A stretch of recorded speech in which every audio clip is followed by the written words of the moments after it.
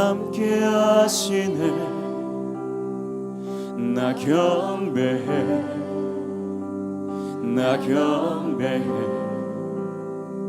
이곳에 임재하시네. 나 경배해, 나 경배해. 주는 놀라우신 길을 만든 기적의 주, 어둠 속에 빛. 그는 나의 하나님. 약속을 이루시는 기적의 주, 어둠 속에 빛. 그는 나의 하나님. 모든 마음 만지시는 주, 나 예배해, 나 예배해. 우리 마음 치유하시네. 나 예배해,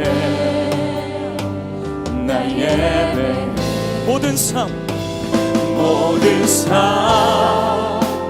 변화시키네. 나 찬양해, 나 찬양해.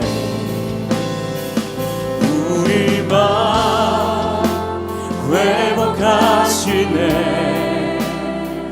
나 찬양해, 나 찬양해.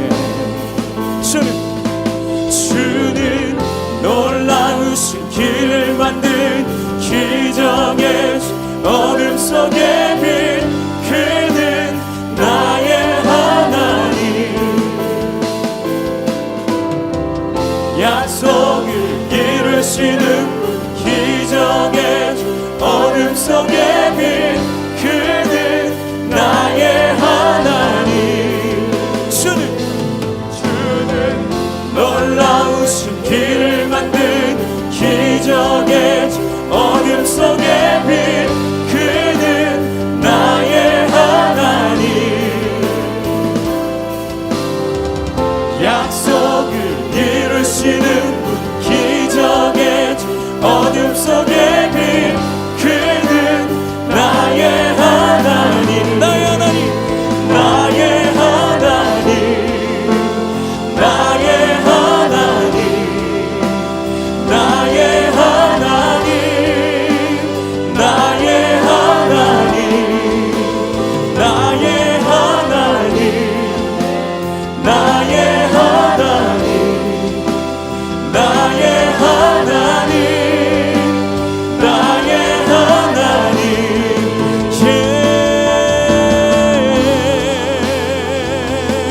기적을, 약속을 이루시는 주님 찬양합니다. 영광의 주님을 우리가 바라봅니다. 오늘 이곳에, 여기에 함께 하시는 주님을 바라봅니다. 할렐루야.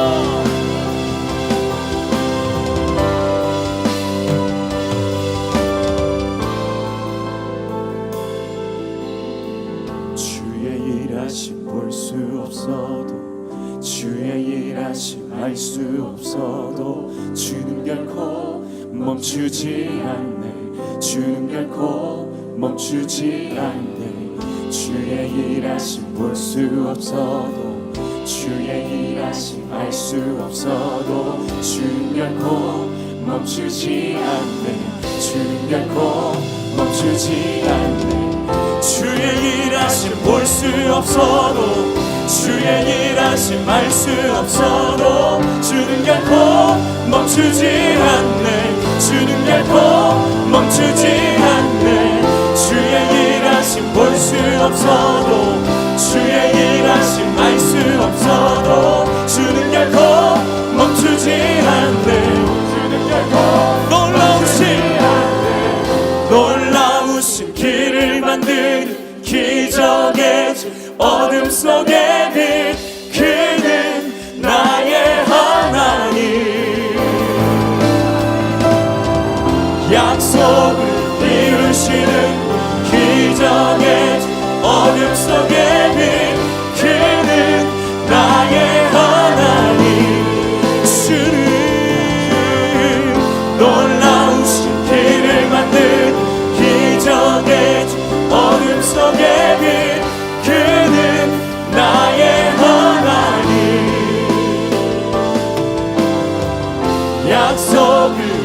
이루시는 기적의 어둠 속의 빛 그는 나의 하나님 나의 하나님 나의 하나님 나의 하나님 나의 하나님 나의 하나님 나의 하나님 나의 하나님 나의 하나님 나의 하나님 나의 하나님 약속을 이루시는 나의 하나님을 찬양합니다. 우리의 삶 가운데 길을 만드시는 분을 찬양합니다. 할렐루야.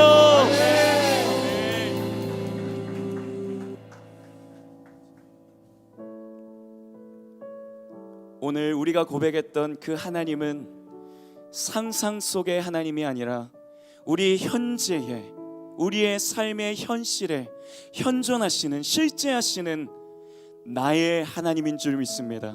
우리 꿈의 교회의 하나님인 줄 믿습니다. 아무리 어려운 순간에도 그 하나님을 나의 하나님으로 고백하는 우리 남은 자들은 반드시 승리합니다. 우리 그 삶을 기대하며 함께 찬양하며 나아가겠습니다.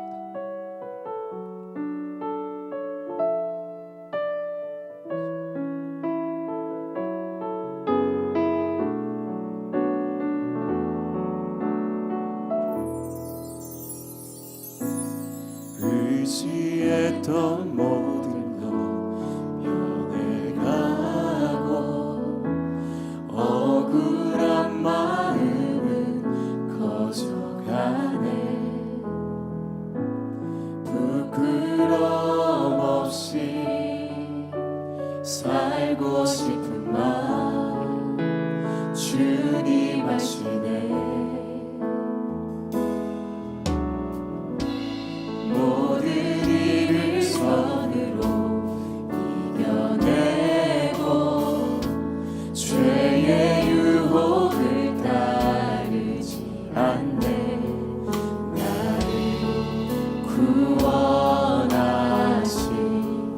영원한 그 사랑 그 신들에 날 붙드시네. 주어진 내 삶이 작게만 보여도 선하신 주 나를 이끄신 분의 중심을 보시는 주님만 따르는 날 때까지 주만 의지해. 보이는 상황에 무너질지라도 예수 능력이 나를 붙드네. 보이지 않아도 주님만 따르네. 내 평생 주님을 노래하리라.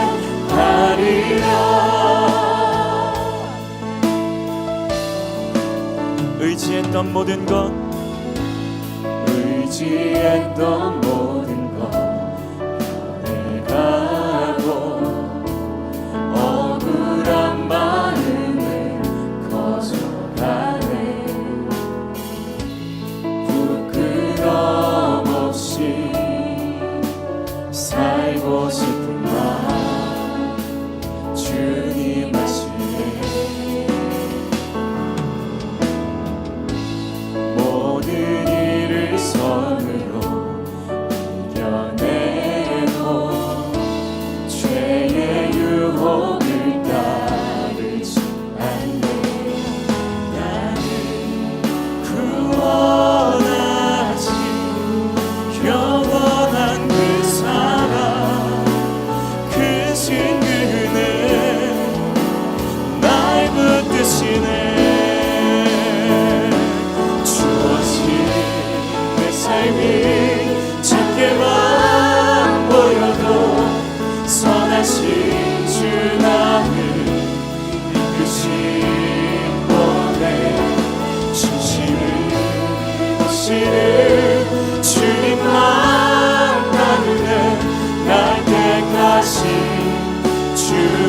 의지에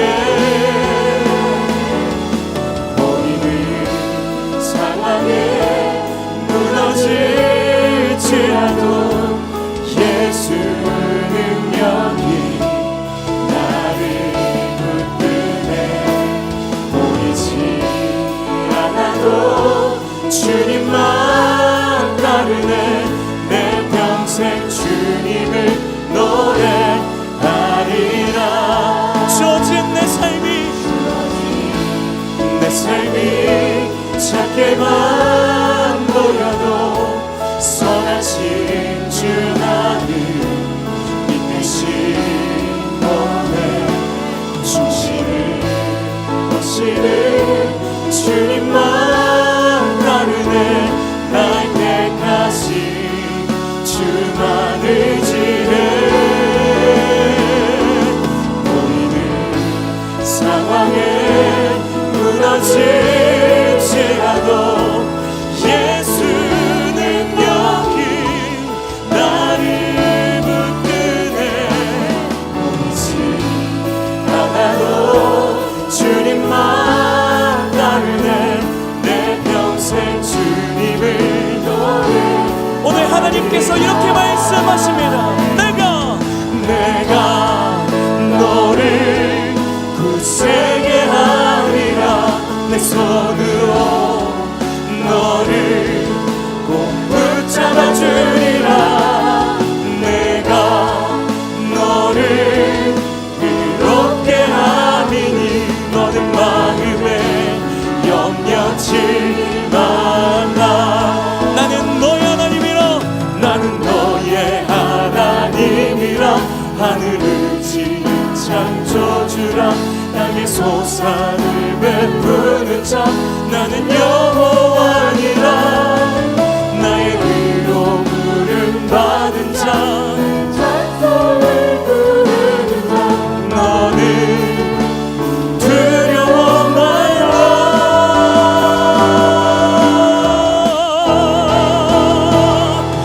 내가 너를 굳세게 하리라. 내 손으로 너를 꼭 붙잡아 주리라. 내가 너를 의롭게 하리니 너는 마음에 염려치 말라. 내가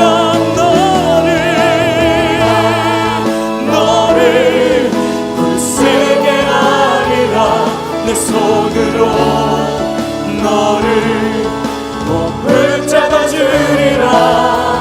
내가 너를 의롭게 하리니 너는 마음에. 우리 믿음의 두 손 높이 들고 찬양합니다. 내가 너를 굳세게 하리라. 내 손으로 너를 꼭 붙잡아 주리라. 내가 너를 의롭게 하리니 너는 마음에. 오늘 그 사랑의 말씀 기대하며 함께 기도합시다. 기도하겠습니다. 내가 너를 굳세게 하리라. 내 손으로 너를 꼭 붙잡아 주리라. 내가 너를 의롭게 하리니 너는 마음에 염려치 말라.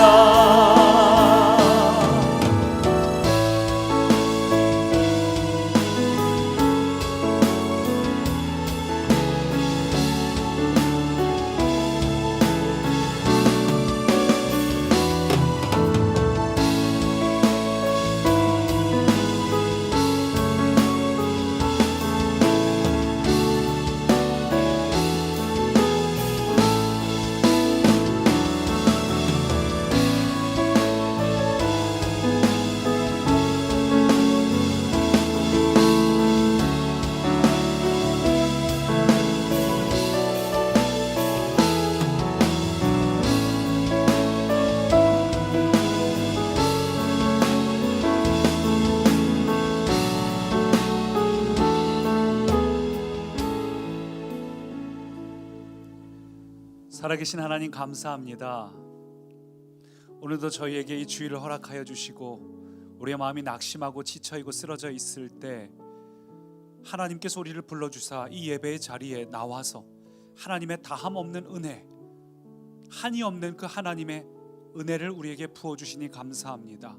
하나님, 오늘 우리가 주목할 것은 우리 자신이나 우리의 환경이 아니라 하나님임을 고백합니다. 하나님이 모든 걸 시작하셨고 하나님이 모든 걸 이루시기에 오늘도 우리는 하나님을 신뢰합니다. 가정에서든 현장에서든 우리가 온전히 주님을 바라보게 하시고 주님께서 우리에게 부어주시는 은혜 기대하며 마음을 활짝 열고 말씀을 생명으로 받게 하옵소서. 감사드리며 예수님 이름으로 기도합니다. 아멘. 오늘 이 자리에 오신 여러분 진심으로 축복합니다. 오늘 현장에 오신 여러분, 또 가정에서 예배드리는 여러분을 진심으로 축복합니다. 오늘 우리에게 하나님께서 마음을 활짝 열고 예배하는 자들 위해 풍성한 은혜를 더하십니다. 우리 하나님이 기대가 되시죠? 오늘도 하나님께서 우리에게 새 일을 행하십니다. 마음을 활짝 열고 함께 나누실 말씀은 예레미야 46장 말씀. 오늘은 남은 자에게 주신 약속이라는 제목으로 25절부터 우리 천천히 한 목소리로 읽겠습니다. 만군의 여호와 이스라엘의 하나님께서 말씀하시니라.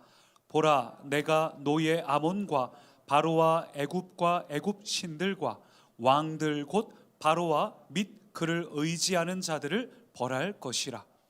내가 그들의 생명을 노리는 자의 손 곧 바벨론의 느부갓네살 왕의 손과 그 종들의 손에 넘기리라. 그럴지라도 그 후에는 그 땅이 이전같이 사람 살 곳이 되리라.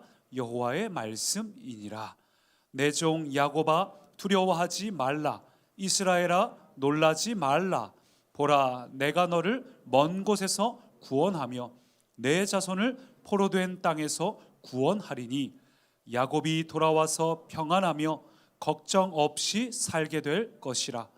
그를 두렵게 할 자 없으리라. 여호와의 말씀이니라. 내 종 야곱아, 내가 너와 함께 있나니 두려워하지 말라. 내가 너를 흩었던 그 나라들은 다 멸할지라도 너는 사라지지 아니하리라. 내가 너를 법도대로 징계할 것이요 결코 무죄한 자로 여기지 아니하리라 하시니라. 아멘. 얼마 전에 우리 미국의 트럼프 대통령이 코로나19에 확진되면서 많은 사람들을 깜짝 놀라게 했습니다.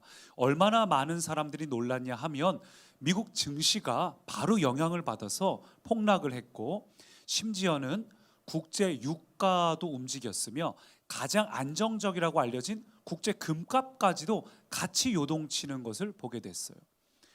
더 나아가서 심지어는 이 코로나 확진 소식이 인도에 살고 있는 한 30대 농부까지도 영향을 미쳤습니다.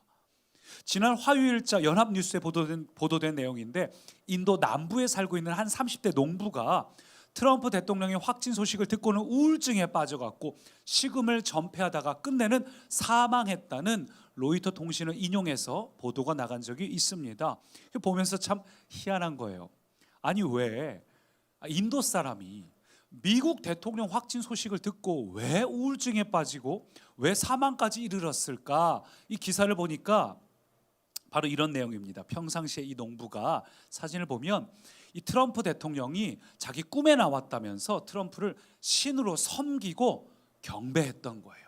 그래서 자기 집 근처에다가 사찰을 만들어 놓고 이렇게 트럼프 전신 우상을 딱 세워놓고 힌두교의 예법에 따라서 매일 경배하고 이 트럼프를 섬기고 이 사찰에 가서 매일 예식을 드렸던 겁니다. 그러다가 트럼프 대통령이 확진됐다는 이야기를 듣고는 자기가 믿던 신인데 그래서 이 남자가 우울증에 빠지고 식음을 전폐하고 그러다 결국은 사망까지 이르렀다는 소식이에요. 우리가 보면 참 황당한 일입니다.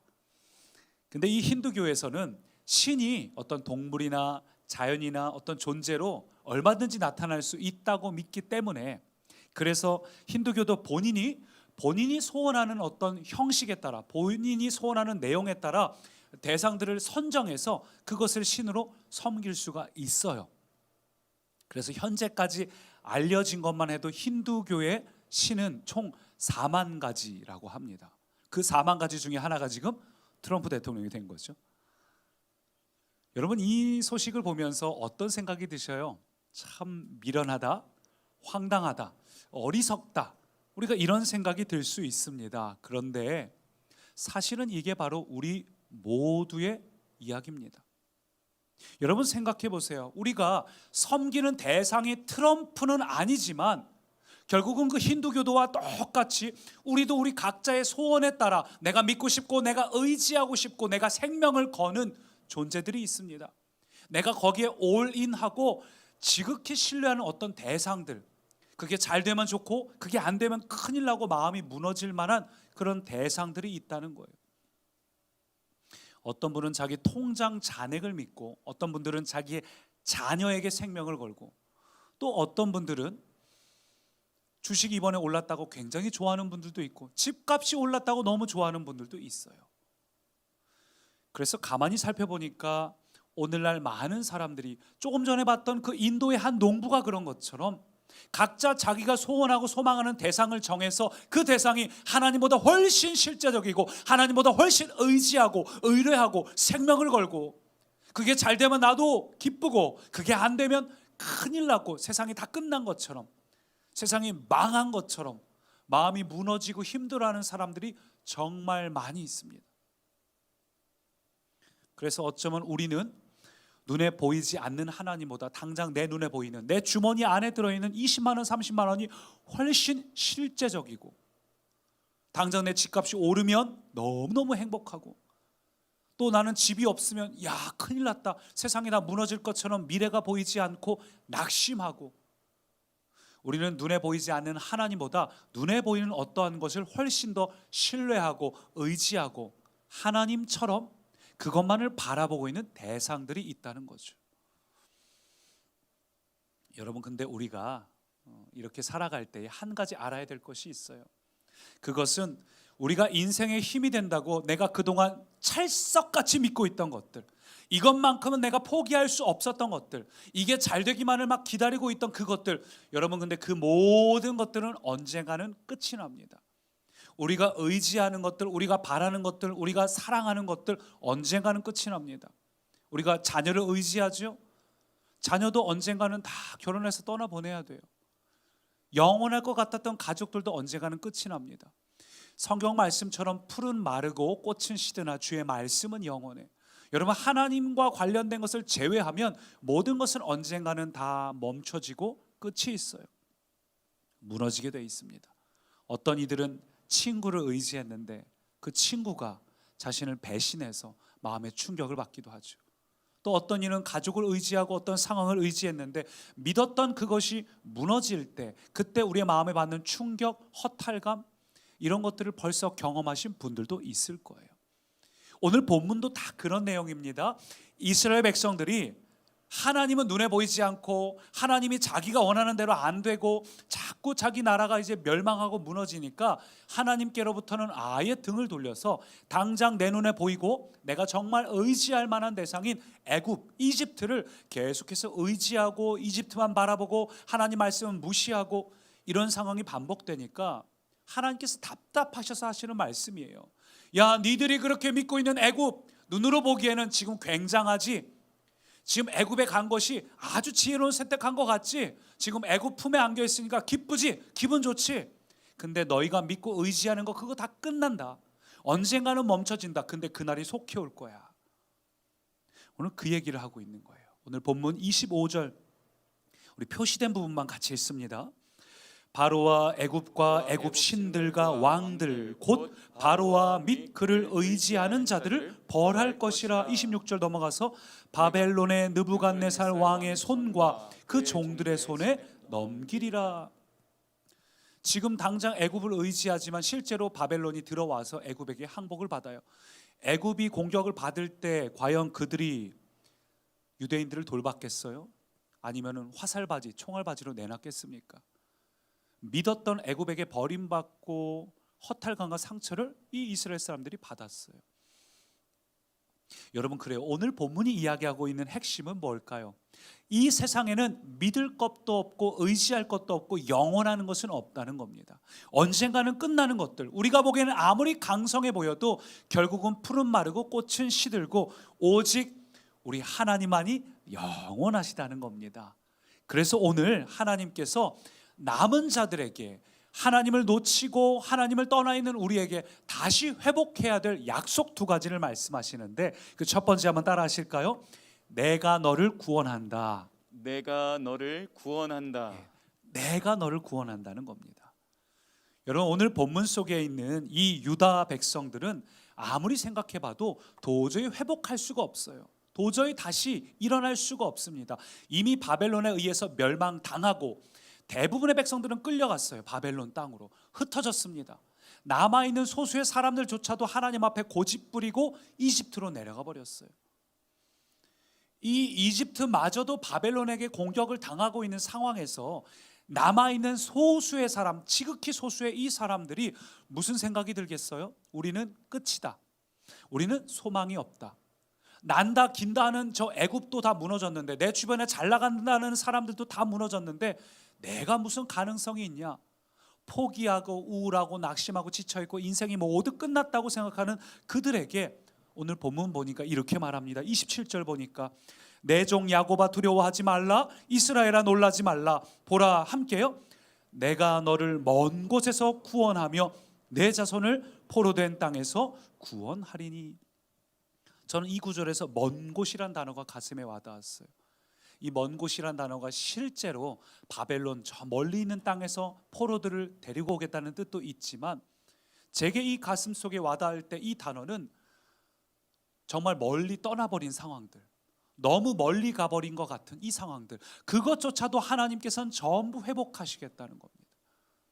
여러분, 우리가 살다 보면 도저히 안 될 것 같은 일들이 있죠. 우리의 자녀를 보거나 우리의 상황을 보거나 건강을 보거나 여러 가지를 볼 때에 도저히 안 될 것 같고 이미 끝난 것 같고 과연 회복될 수 있을까라고 우리가 느끼는 그 순간들이 있어요. 너무 멀리 와버린 것 같은 그 순간들. 근데 하나님께서 뭐라 말씀하시는 거예요? 그 먼 곳에서부터 너를 구원하겠다. 너의 자녀를 구원하겠다. 하나님께서는 불가능이 없으시기에 그 모든 것들로부터 이걸 회복하시겠다는 거예요. 뿐만 아니라 27절 보니까 이렇게 말해요. 야곱이 돌아와서 평안하며 걱정 없이 살게 될 것이라, 그를 두렵게 할 자 없으리라. 걱정할 것 없이 돌아와서 평안히 살게 될 것이다. 또 26절 보니까 밑줄 친 부분만 보면은 그럴지라도 그 후에는 그 땅이 이전같이 사람 살 곳이 되리라. 여호와의 말씀이니라. 다시 돌아와서 사람 살게 하시겠다는 겁니다. 그러니까 마치 이렇게 표현할 수 있겠어요. 우리가 병원에서 막 힘들어하는 어떤 아이가 있는데 그 아이가 그냥 건강만 회복되면 좋겠다 이런 생각뿐인데, 건강에서 회복될 뿐만 아니라 이 아이가 삶의 자리에 와서 공부도 잘하고 그 아이가 맡겨진 일들을 정말 탁월하게 잘할 것이다, 뭐 이런 표현이에요. 단순히 회복만 돼도 감지덕지하고 있는 백성들에게 아니야, 너희는 회복될 뿐만 아니라 너희가 그 조국으로 돌아와서 너희가 이제부터 하는 일들이 잘 될 것이고 너희의 상황들이 잘 풀릴 것이고 너희의 자녀들이 다시 한번 한 나라를 회복될 것이다. 고국 땅에 돌아와서 바벨론의 영향 안에 있어도 그냥 돌아오기만 해도 좋겠는데 돌아올 뿐만 아니라 너희는 새로운 나라를 시작할 수 있다. 하나님이 그 말씀을 하시는 거예요. 이건 도저히 일어날 수 없는 것 같은 이야기입니다. 왜냐하면 유다는 지금 망했어요. 완전히 망했습니다. 누가 봐도 망하고 끝나버렸어요. 근데 왜 하나님이 이렇게 말씀하십니까? 오늘 본문을 보니까 그럴지라도 그 후에는 사람 살 곳이 되리라. 여호와의 말씀이니라. 아무리 그럴지라도, 아무리 네가 보기에는 그렇게 느껴진다 할지라도 내가 말을 했으니까 반드시 내가 너를 구원하겠다. 오늘 그 말씀을 하시는 거예요. 여호와의 말씀이니라, 전능하신 하나님의 말씀이라는 겁니다. 사랑하는 꿈의 가족 여러분, 우리도 지금은 우리의 상황이 낙심될 때 있어요. 죽어가는 것 같아요. 우리 자녀들이 답답할 때 있습니다. 우리 사랑하는 사람들이 고통과 어려움을 겪고 있어요. 이 코로나로 인해서 언제까지 계속될지 모르는 이 길고 긴 상황 속에서 우리의 마음이 답답하고 힘들 때 우리는 끝났다고 생각하고 잘못돼 가는 것 같고 실패를 향해서 달려가는 것 같고 실패는 명확한데 언제가 될지 몰라서 기다리고 있는 우리에게 오늘 말씀 뭐라 이야기합니까? 그러나 그럴지라도 잘 되고 있다, 잘 될 것이다, 잘 되는 중이다, 하나님이 말씀하시는 거예요. 근데 왜 이것이 우리의 마음에 잘 와닿지 않을까요? 왜냐하면 우리는 예배 때는 이 말씀을 들으면서 그래, 할 수 있어, 될 거야 라고 마음이 들지만 딱 집에 도착해서 현실을 마주하는 순간, 딱 우리에게 불편하게, 우리를 답답하게 그 환경을 마주하는 순간 우리는 느끼는 거예요. 말씀은 말씀이고 현실은 현실이구나. 이게 지속적으로 반복되면 우리는 하나님께서 어떠한 은혜로운 말씀, 약속의 말씀을 선포해도 가슴 뛰게 받아들이고 믿음으로 취하기보다는 안 될 텐데 뭐, 되면 좋겠다, 그렇게 될 줄 믿습니다. 사실은 그렇게 될 줄 믿습니다 또 좋은 표현은 아니에요. 그냥 그렇게 됩니다가 맞아요. 그렇게 되면 좋겠습니다, 그렇게 될 거라고 믿습니다, 그렇게 될 거라고 믿습니다가 아니라 그냥 그렇게 된다고 내 안에 선포하고 해야 되는데 이게 너무 힘드니까, 내가 아무리 말씀 받아도 현실로 돌아가면 다시 답답해요, 힘들어요. 월요일부터 또 반복될 겁니다. 직장에서, 가정에서, 나의 삶의 현장에서 또 지리멸렬한 싸움이 반복될 걸 생각하니까 우리는 별로 기대가 안 되고 답답하고 걱정되고 근심되고 와닿지가 않을 때가 더 많다는 거죠. 마치 이런 것 같아요. 올해 여름에 수해를 많은 분들이 입었잖아요. 이게 막 이 흙탕물이 들어와서 집안 전체가 막 토사로 가득 차고, 우리 성도님 중에도 우리 친정이 그렇게 돼서 아주 고생하신 분이 계신데 그 엉망이 된 상황에서 이걸 어디서부터 어디까지 손대야 될지 모르잖아요. 몇몇 분들이 도와주러 가셨는데 야, 이거 어디서부터 어떻게 도와야 될지 모르겠다고. 근데 그런 상황에 막 시의원 이런 분들이 그 막 흙탕물 엉망된 데에 정장 입고 나타나고 구두 신고 나타나서 여러분 잘 될 겁니다, 걱정 마세요, 이렇게 하면 위로가 될까요? 화가 날까요? 저 인간이 장난하나? 우리가 막 삶이 어렵고 힘든데 당장 월세가 막막하고 사무실 이거 어떡하나, 막 병원에 들어가 있고 이런 상황에서 잘 될 거라고 옆에서 이야기하면 그게 그렇게 와닿지가 않고 불난 집에 부채질하는 것 같고 속상할 때가 있죠.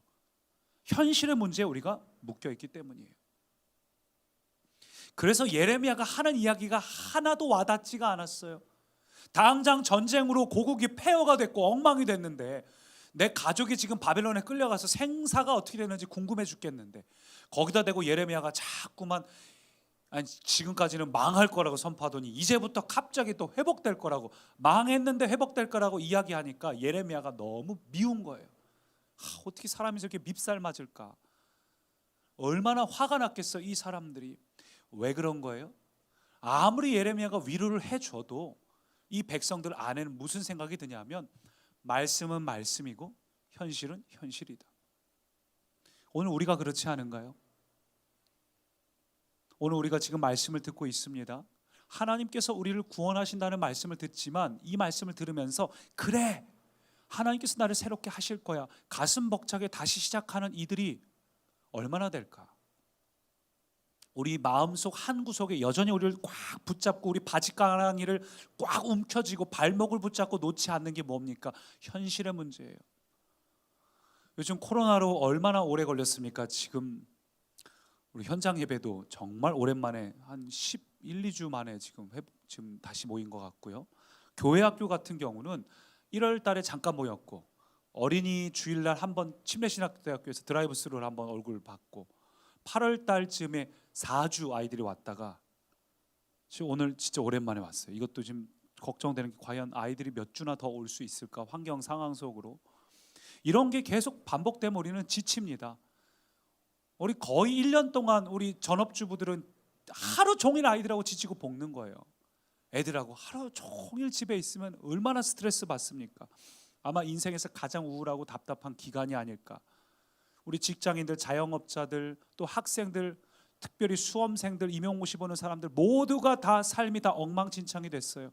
지금 모두가 이 현실이 답답하고 힘든 상황에서 이런 말씀을 들었을 때, 아니 지금 당장 내 현실이 엉망인데, 지금 당장 월요일부터 또 이게 반복될 건데, 말씀을 들었어도 현실의 삶에 딱 부딪히는 순간 말씀은 호로록 날아가 버려요.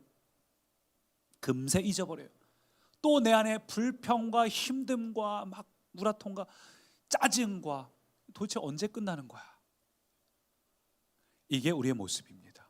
그러다 보니까 이 말씀이 생명이 돼서 우리의 이 상한 심령을 치유하는 것이 아니라, 말씀은 지식으로 끝나버리고 말씀이 생명력을 우리에게 발휘하지 못해요. 여러분, 근데 지금 우리가 나누는 이 이야기는 우리만 경험한 게 아닙니다. 우리의 믿음의 선조들, 우리 역사 속의 수많은 사람들, 또 성경에 있는 수많은 인물들도 우리랑 똑같은 고민을 했어요. 말씀은 말씀이고 현실은 현실인 이 고민 속에서 수많은 괴로움을 경험했습니다. 대표적인 게 누가 있을까요? 오늘 제 뒤로 지금 은하수가 펼쳐져 있는데, 아브라함이 그러지 않았습니까? 하나님께서 아브라함에게 계속 약속을 하시잖아요. 자손을 주겠다고.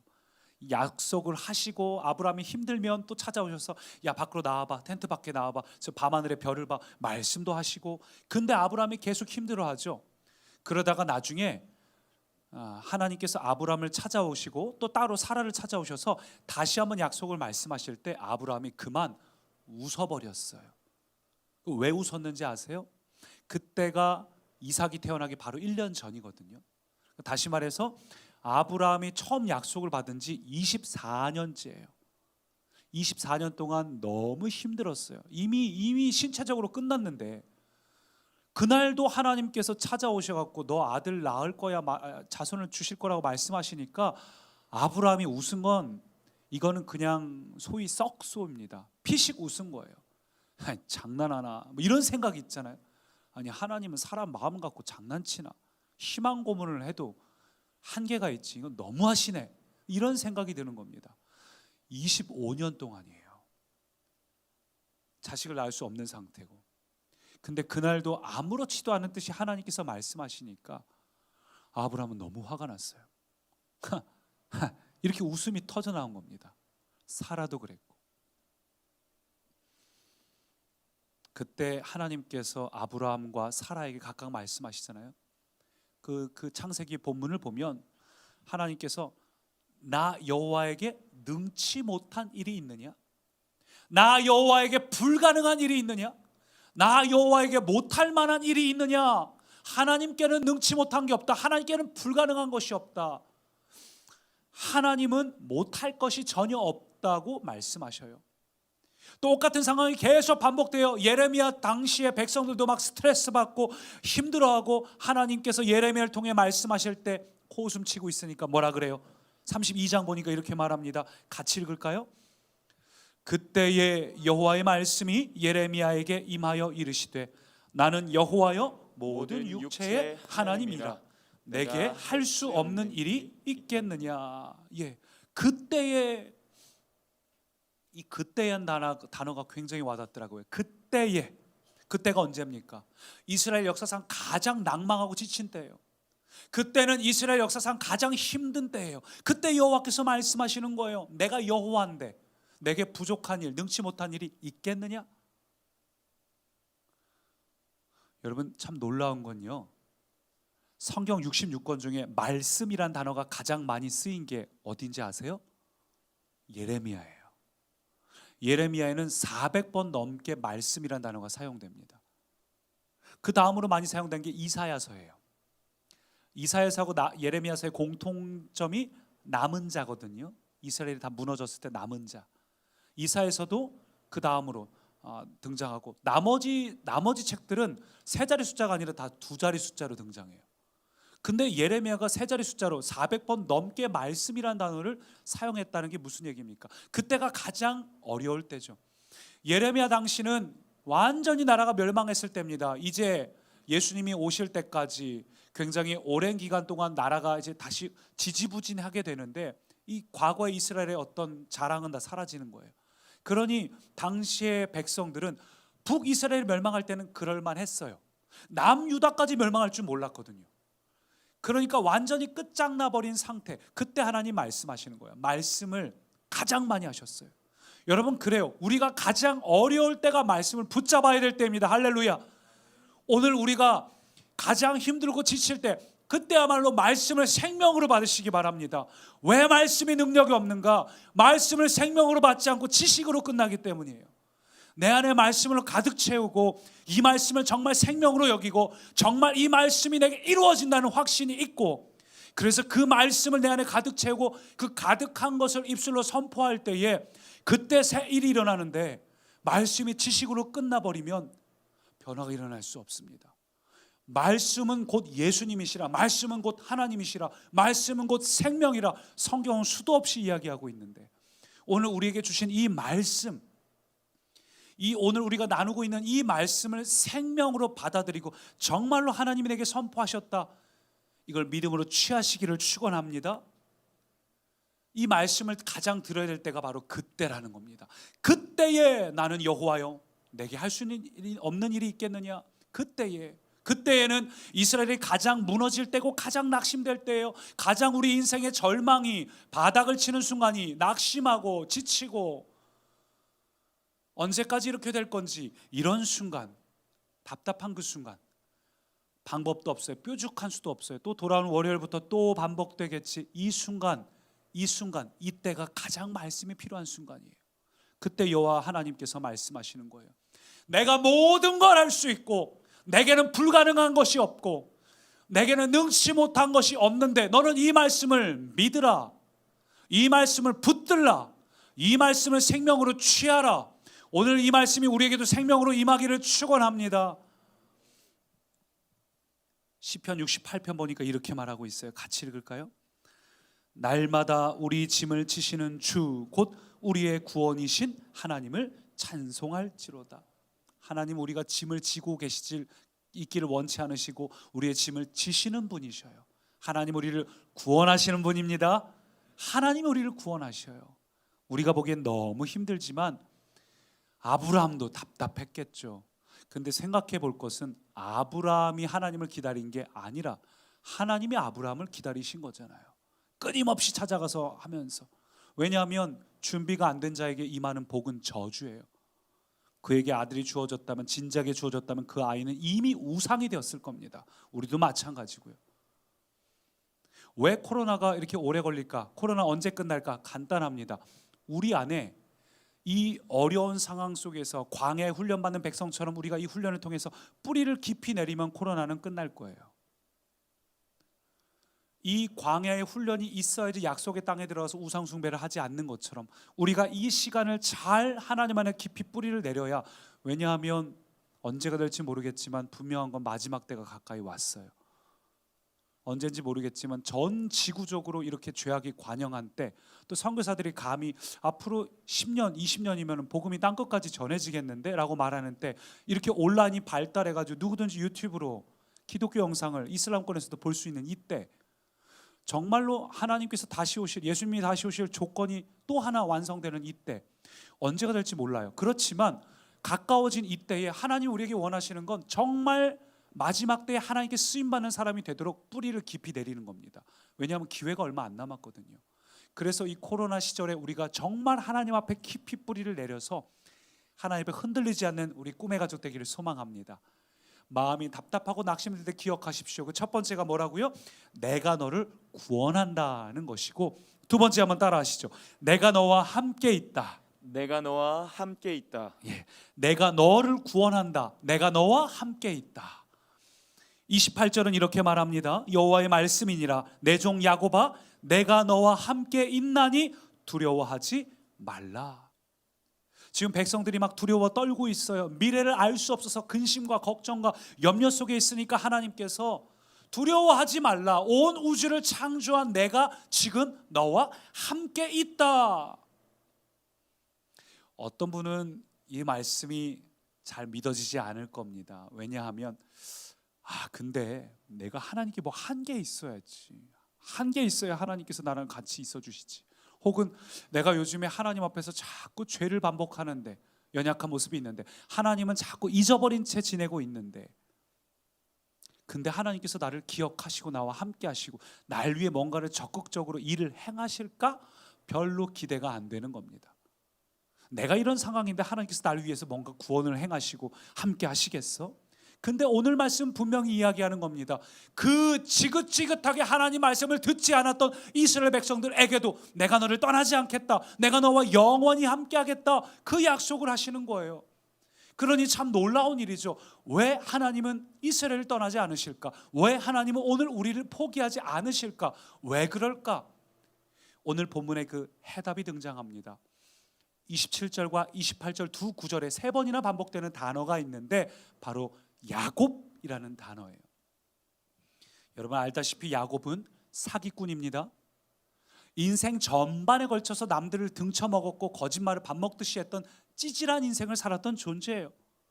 근데 왜 하나님께서 야곱에게 계속 기회를 주시고 야곱의 자손들에게 계속해서 야곱이란 단어를 쓰시면서 이들을 돌보시는 걸까? 그것은 하나님께서 야곱을 그 엄마 리브가의 태중에서부터 택하셨기 때문이에요.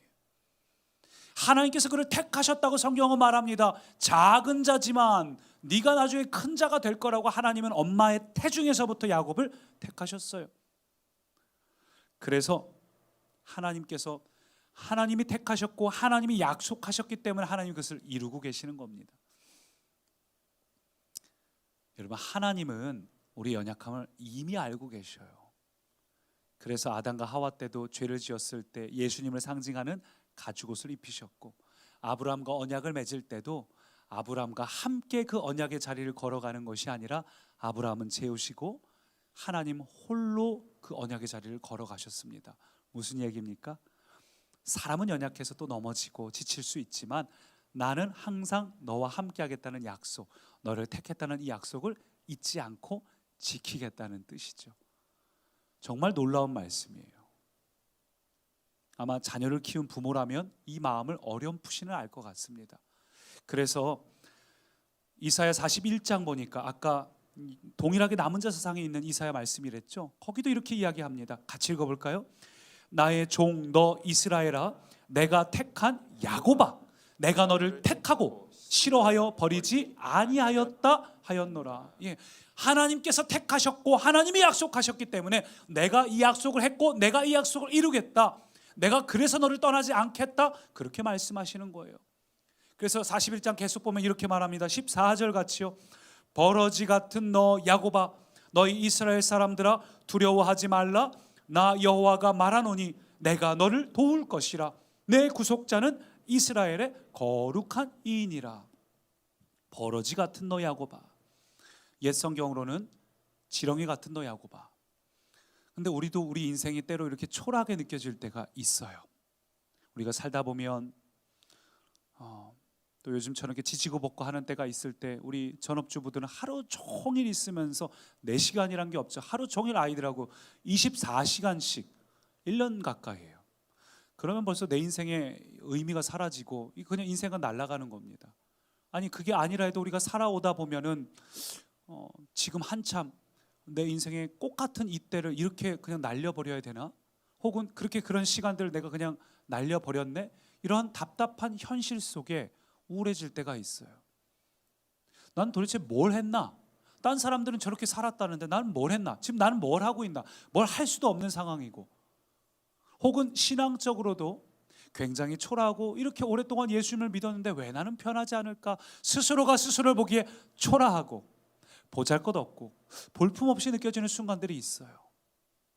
버러지 같은 너 야곱아, 우리가 이렇게 초라한 현실 속에 막 무너질 때, 청년들 막 미래가 보이지 않고 남들은 막 준비가 막 다 된 것 같은데 나만 아직도 출발선에서 머물고 있는 것 같은 느낌이 들 때, 초라하게 느껴지는 그때 하나님께서 뭐라 말씀하시는 거예요?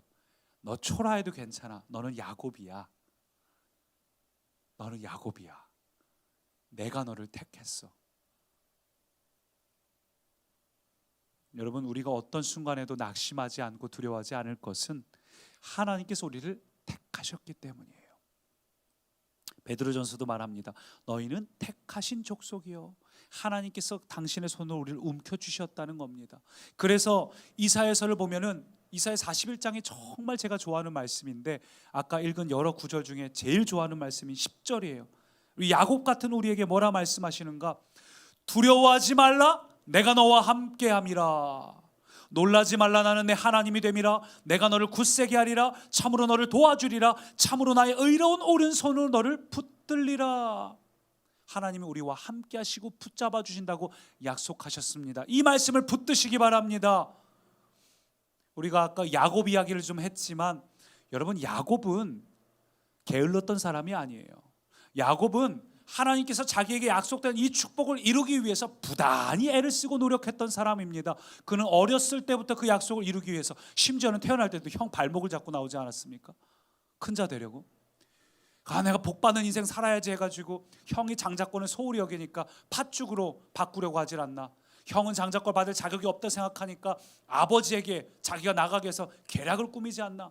나름 최선을 다했어요. 근데 최선을 다한 결과가 무엇입니까? 실패해요. 오히려 집에서 쫓겨나서 야반도주를 합니다. 여러분, 그래요. 우리가 우리의 최선에는 한계가 있더라고요. 요즘 같은 때에 최선 다하지 않는 사람이 어디 있어요? 인생 살면서 열심히 안 사는 사람이 어디 있어요? 요즘 까딱 잘못하면 끝이라는데 다들 열심히 살아요. 근데 다들 열심히 살고 최선을 다하고 무언가 이룰 것 같아도 우리의 노력으로는 한계가 있더라고요. 이미 그걸 경험한 사람도 있고. 야곱도 그랬습니다. 한계를 경험했어요. 그리고 야반도주하면서 참 서러운 마음으로 그가 돌바닥에 누워서 잠을 잡니다. 성경의 나이를 계산해 보면 야곱이 이때 어린 시절에 도망간 게 아니에요. 40대예요. 40대 노총각. 그때 당시로는 그때 그렇게 도망가면서 나는 이 나이가 되도록 뭐 하고 있었나? 당시로서는 굉장히 모든 게 다 늦어버린 겁니다. 최선을 다했는데 모든 게 끝났어요. 서러운 마음으로 땅바닥에서 야반도주하다가 그 나이에 삼촌집에 얹혀 지내러 가다가 잠자리 들었는데 꿈을 꾸지 않습니까? 꿈속에서 천사가 오르내리고 하나님께서 그에게 뭐라 말씀하시는지를 잘 주목해서 보십시오. 28장 15절 보니까 내가 너와 함께 있어. 내가 어디로 가든지 너를 지키며 너를 이끌어 이 땅으로 돌아오게 할지라. 내가 내게 허락한 것을 다 이루기까지 너를 떠나지 아니하리라. 야곱이 잠이 깨어 이르되 여호와께서 과연 여기 계시거늘 내가 알지 못하였도다. 아하, 여러분, 그래요. 꿈에서 깨어난 이 야곱이 정말 중요한 사실을 깨달은 겁니다. 그게 뭡니까? 축복은 내가 노력으로 쟁취하는 게 아니구나. 하나님께서 내게 예비하신 그 복을 내가 막 이루려고 애를 쓰는 것이 아니구나. 반대로 내가 막 애를 썼는데 아무것도 이루어지지 않아서 막 낙심하고 근심하고 그것도 아니구나. 오늘 본문은 뭐라고 말해요? 나를 택하시고 나를 사랑하시는 하나님이 나와 함께 하실 때 자연스럽게 이루어지는 거예요. 여러분, 하나님이 여러분과 함께 하십니까? 그러면 두려워하지 마십시오.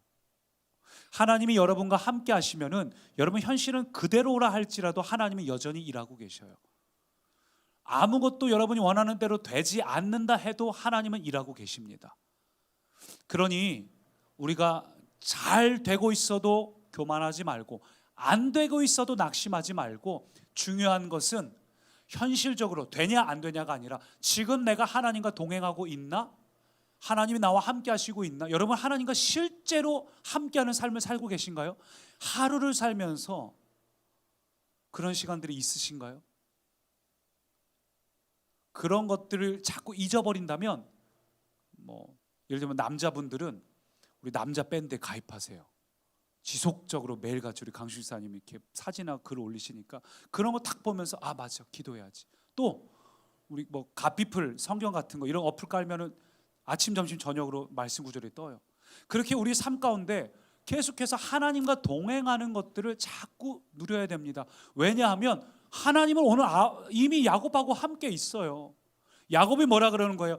여호와께서 과연 나와 함께 계셨는데 내가 알질 못했구나. 내가 조바심이 나고 내가 뭔가 애를 쓰려고 하고 안 되니까 낙심되고 안 되니까 부정직한 방법까지, 결국 나를 망치는 방법이었는데 미처 몰랐던 거예요. 반대로 하나님이 나와 함께 계시는 걸 아는 사람은 낙심하지 않아요. 다시 일어날 수 있습니다. 사랑하는 꿈의 가족 여러분, 요즘 많이 힘드시죠? 참 답답한 상황을 겪고 있습니다. 근데 항상 기억해야 될 건 하나님이 우리와 함께 하십니다. 하나님 우리와 함께 하십니다. 그 증거로 하나님께서 이 땅에 예수 그리스도를 보내셨고, 예수님의 또 다른 이름이 네 글자로 뭐죠? 임마누엘이에요. 임마누엘. 하나님이 우리와 함께 하시다. 또 예수님께서 이 땅에서 하신 일이 무엇입니까? 성령님이 우리 가운데 거하실 수 있도록 우리의 죄를 칭의하시기 위해서 십자가에서 우리 죄값을 대신 치르셨어요. 그래서 예수님께서 그 죄값을 치르신 결과로 성령님이 이제는 각 사람 가운데 친히 임하실 수 있게 하셨습니다. 함께 하시기 위해서 예수님이 이 땅에 오셨고, 그 예수님이 승천하시면서 성령이 너와 함께 할 것이다. 여러분, 지금 하나님께서 여러분과 함께 하십니다. 이 함께 하기 위해서 오신 이 성령님이 우리를 향한 이 마음을 아신다면 여러분, 이번 주간 그렇게 살아내시기를 바랍니다. 어떻게 해요? 이 남은 자로 한 달 살기 집회를 통해서. 남은 자로 한 달 살기 집회 드리는 거 쉬운 거 아니에요. 매일 밤 9시 넘어서 끝나고 이러면 다음날 직장 출근 쉽지 않아요. 막 저녁 못 드시고 막 예배 자리에 오시는 분들 보면, 그래서 막 이 바나나랑 다 준비해 놨는데 마음이 아파요. 여러분, 그런데 이건 일종의 영적 배수의 진을 치는 겁니다. 내가 정말 하나님이 나를 구원하시고 하나님이 나와 함께 하셔야지만 내가 살 수 있다는 이 약속, 생명을 붙잡는, 나는 그 인도 농부처럼 다른 거 의지하지 않겠습니다. 이 영적 배수의 진. 여러분, 그렇게 이 결단의 자리로 나오시기 바랍니다. 가능하신 분들은 전부 현장에 나오셔서, 현장에서 이렇게 여유 있게 예배드릴 수 있는 때가 많지 않아요. 나오셔서 함께 예배드리시고, 여러분 그렇게 하나님과 함께 할 때에 사망의 음침한 골짜기를 지날지라도 두려워하지 않습니다. 저는 우리 모든 꿈의 가족분들이 남은 자로 한 달 살기를 통해서 우리 하나님이 나를 구원하신다는 사실과 하나님이 나와 함께 하신다는 이 약속의 말씀을 지식이 아니라 생명으로 취하시기를 바랍니다. 말씀으로 충만해져야 돼요. 사람은 무엇이든지 그 마음에 가득한 것을 입으로 내뱉는다고 말씀하셨어요. 여러분 마음에 무엇이 가득하신가요?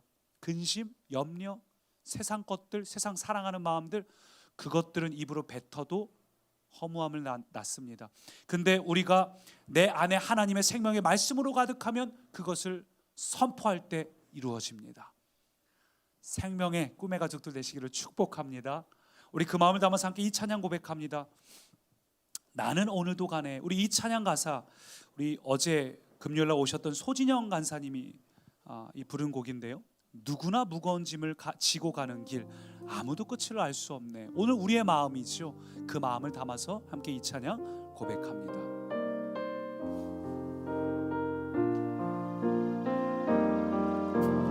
누구나 무거운 짐을 지고 가는 길, 아무도 끝을 알 수 없네. 사랑의 노래는 점점 희미해지고 내 입에 근심과 염려가 넘치지만 그러나 나는 오늘도 걸어갑니다. 그래서 우리 2절로 고백합니다. 사랑의 주님이 나와 함께 하십니다. 사랑의 주님이 나를 부르신 그 길, 나의 힘으로는 이 길 갈 수 없지만 갈 수 없네. 믿음으로 걸어갑니다.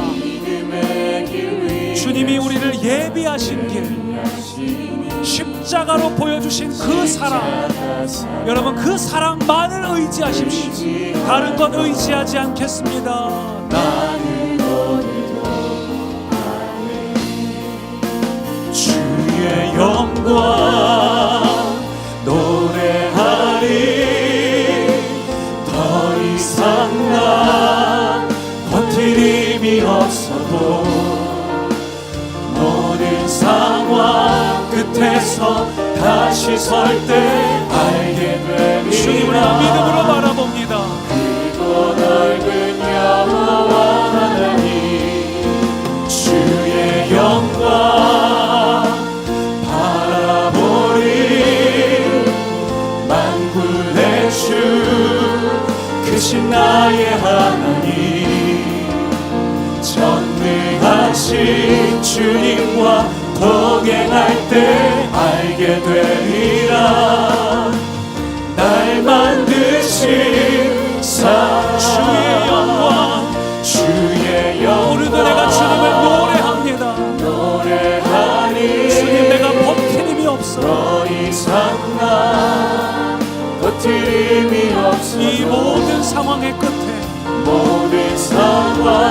끝에서 다시 설 때 알게 되리라.